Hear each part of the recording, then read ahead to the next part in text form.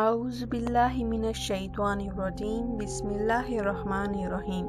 हम सब ईमान लाए अल्लाह पर और इसके फरिश्तों पर और इसकी किताबों पर और इसके रसूलों पर और क़यामत के दिन पर, और हमारा इस चीज़ पर ईमान है कि अच्छी और बुरी तकदीर का खालिक अल्लाह है और वो हर चीज़ पर कादिर है। और हमारा ईमान है कि हम मौत के बाद दोबारा उठाए जाएंगे।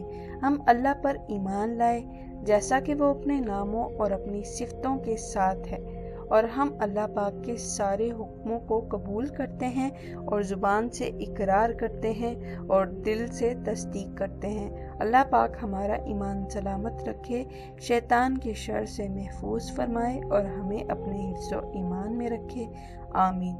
दिली सुकून चैनल की प्यारी सुनने वाली बहनों और भाइयों, जिसके हाथ में कुरान हो और ज़ुबान पर अल्लाह पाक का कलाम हो, ना वो दिल बेसुकून हो सकता है और ना वो हाथ खाली हो सकते हैं। बेशक दिल का सुकून, इत्मीनान अल्लाह के जिक्र और अल्लाह की याद से मिलता है। बेशक इबादत दिल का सुकून है, और जब इबादत सुकून देने लगे तो समझ जाओ अल्लाह तुमसे राज़ी है। आज का वजीफ़ा बहुत ही आसान है। जो भी इस अमल को करेगा इंशाअल्लाह ताला अगले ही जुम्मे उसको औलाद की खुशखबरी मिल जाएगी। वजीफ़ा जिक्र करने से पहले आप सबसे गुजारिश है, मजीद जिक्र, अज़कार और वज़ाइफ सुनने के लिए अभी हमारे चैनल दिली सुकून को सब्सक्राइब कर लें और साथ ही बेल आइकन को भी ज़रूर प्रेस कर दें ताकि आपको आने वाली हर अपडेट मिलती रहे।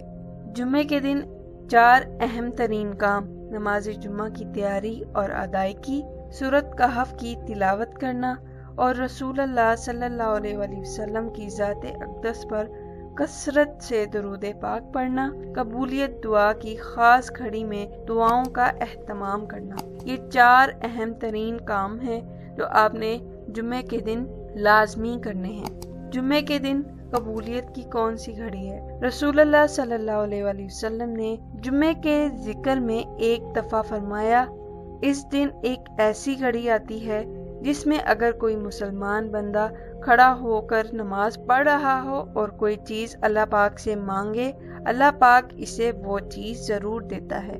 हाथ के इशारे से आप सल्लल्लाहु अलैहि वसल्लम ने बतलाया कि वो साथ बहुत थोड़ी सी है, यानी वो वक्त बहुत थोड़ा सा है। एक और हदीस मुबारका में है, रसूलुल्लाह सल्लल्लाहु अलैहि वसल्लम ने फरमाया, जुम्मे के दिन एक ऐसा वक्त भी है कि अगर कोई मुसलमान इस वक्त अल्लाह ताला से किसी जायज़ चीज़ की तलब करता है तो अल्लाह ताला इसे वो चीज़ लाजमी अता करता है। आज का जो वजीफ़ा है वो जुम्मे के हवाले से है, जो मैं आपके साथ शेयर कर रही हूँ, जो ख़ास तौर पर औलाद के लिए है। और जिन बीमारियों की वजह से औलाद नहीं हो रही, आप उन तमाम बीमारियों से शिफा के लिए इस वजीफ़े को कर सकते हैं। इंशाअल्लाह ताला मुझे उम्मीद है कि आपको इस वजीफ़े के करने का ज़रूर फ़ायदा हासिल होगा। आपने जुम्मे के दिन नमाज असर अदा करने के बाद उसी जगह बैठकर 313 मरतबा या अल्लाहु, या रहमानु, या रहीमु पढ़ना है। लेकिन याद रखें, इन तीनों नामों को आपने इकट्ठा पढ़कर एक ही तसव्वुर करना है। इस तरीके से आपने 313 मरतबा पढ़कर ये वजीफ़ा मुकम्मल कर लेना है। जब आपका वजीफ़ा मुकम्मल होगा तो आपने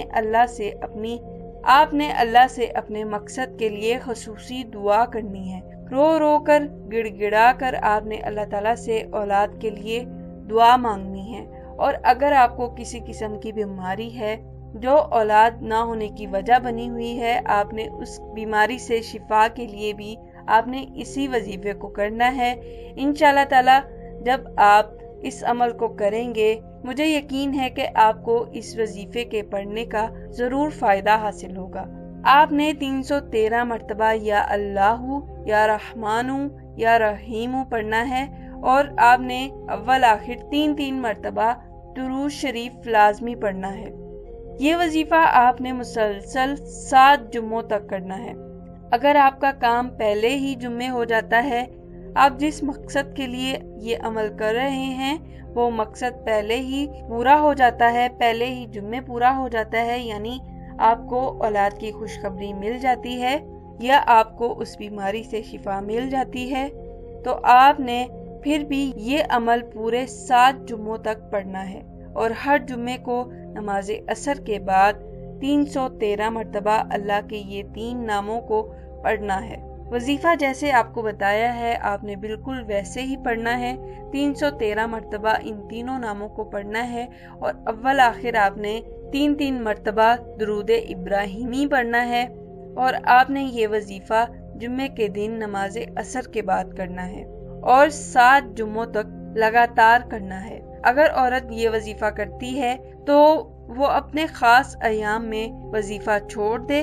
مثال کے طور پر پورے اگر 3 جمعوں تک یہ وظیفہ کیا ہے اور پھر خاص ایام آ گئے ہیں تو آپ نے وظیفہ چھوڑ دینا ہے اور پھر پاک ہو کر جب وظیفہ شروع کرنا ہے تو وہ آپ کا 4تھا جمعہ ہوگا۔ آپ اسی طریقے سے یہ عمل پورا کریں گی۔ مثال کے طور پر آپ نے 3 جمعے اس وظیفے کو کیا اور پھر آپ کے خاص ایام آ گئے تو آپ نے یہ وظیفہ چھوڑ دینا ہے اور پھر پاک ہو کر جب وظیفہ شروع کرنا ہے تو وہ آپ کا 4تھا جمعہ ہوگا۔